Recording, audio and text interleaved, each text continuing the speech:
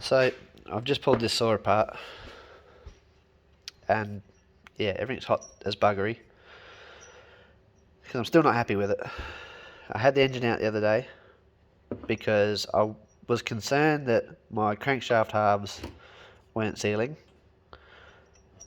and I found that they were, but I used a different sealant on them anyway, and checked that my crank seals were still actually tight on the shaft, and they were tight in the halves. Done that. I threw a new boot on. I found nothing wrong with this one except for it was wet around here, and really, I guess you look at the shape of it on the inside there, where it should be sealing around the manifold under the head, under the cylinder. Anyway, I can't find anything wrong with that one. I didn't think it was an issue, but I had one, so I thought I'd put it on. So it runs,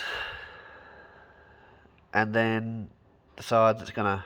After a while, it decides it's gonna hunt and stop, and then it's hard to start. So I'm thinking it's coil related. Once the heat transfers into here, well, probably actually. Yeah, but they don't feel hot. It's been sitting for a little while. I mean, I still can't really hold my fingers on the flywheel. Anyway, it's gapped properly. Well, properly.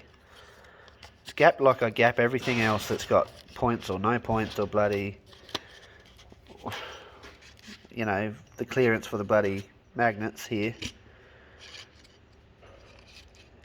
It's all just gapped with a piece of bloody cardboard. Thickness, can't remember. I have actually measured it before because I use this on everything, Briggs and Strattons and whatever, and like unless that pickup there is a little far away, but it's a little further away than what I set it, unless I set it off of this side. Anyhow, usually I just let the magnets grab hold of, yeah, it's tighter. Let the magnets grab hold of the coil and then do it up with this in here. And I mean, that works with my Briggs contraptions, and I've got some Briggs contraptions that run really well.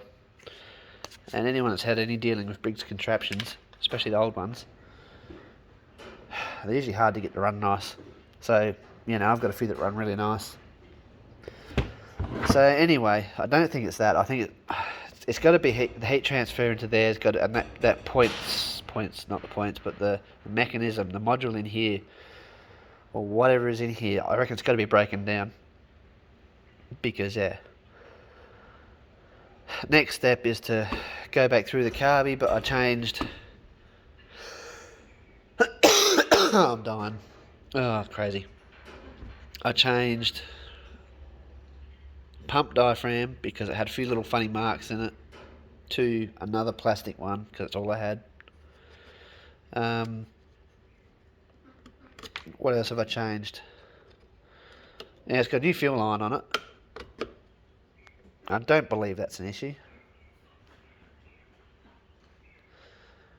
It would be a joke if it's got a hole halfway down. No, I think I tested that the other day though. I put my finger over the filter end and blew through this end, and I couldn't make any sense out of it. Like, couldn't get any holes. Couldn't blow through any holes in there that I could have created putting it together. So I don't think it's the fuel line. Filter's brand new. Because why wouldn't you do that? You know what I'm saying? Plug, it's fine.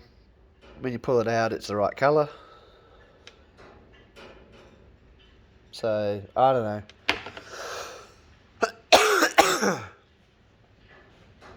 Exhaust is on properly. I got no answers for this one. I really don't. So I'm going to look for a second-hand coil. Might even buy a new one because I'm not pulling one out of the 21 for it, or out of a 170 because I reckon they're the same coil. Not pulling a good saw apart to feed this thing to only find that that's not probably the issue. Like it was running, I think the low I opened to 1.25. Oh no, it might have been the high I had 1.25. I was sort of happy with that. Because I think the float levels are a little bit off. And I don't believe that that's an issue, because it has trouble. Well, it has trouble revving even when it has played up. So I don't know. I'm just going to get a new coil. And if that doesn't fix it, well then it is carby related then, or something spasmodic. I mean, you can't, in the run position, you can't be turning it off, because there's your kill switch. There's your kill wire, which I just pulled out and can't get back in. Right, and it's got to ground out on that there to stop it. And usually you have trouble getting them to turn off because they get a bit of wear like that.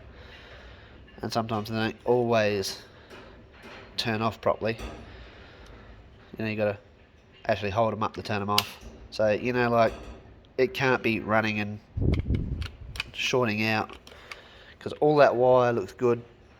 And I know it's got a wire here that actually goes to that, so you can ground it out to make the loop. And that goes through the cover, and that's these two here. Well, okay. That green one up to there is this one. Goes around the corner here and back through here. And this green one here goes to here to ground the coil to the engine, so that when you ground that end out, it kills it. And this is your other ground wire. This is the black one that goes all the way through. So anyway, don't know. Stay tuned. Out for now.